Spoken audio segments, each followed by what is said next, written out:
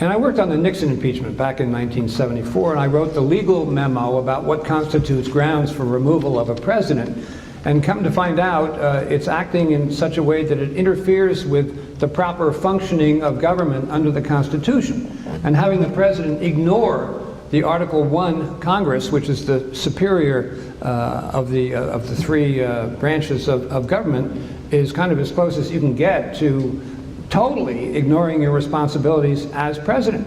Not that Mr. Trump had any preparation for those duties, but so maybe that's not his fault, but we're still confronted with, not with a theory, but with a condition. We've got a guy there who has great difficulty conforming his conduct to the requirements of law, as we know from the volume 2 of the Mueller report.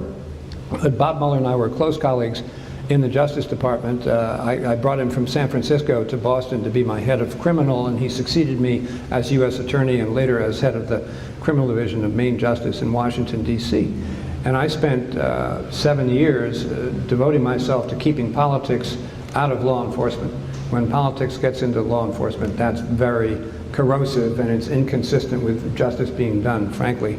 And the current occupant of the Oval Office has made it clear beyond peradventure that his preferred approach is to have all kinds of politics in law enforcement so that everyone is merely watching out for his political skirts.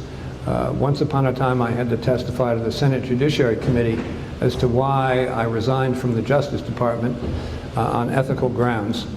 And one of these senators said, well, Mr. Weld, how could you have resigned from the department when so-and-so brought you to Washington? What about the dictates of loyalty?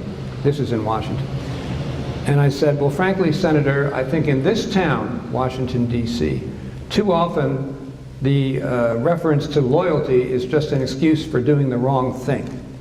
I do believe that.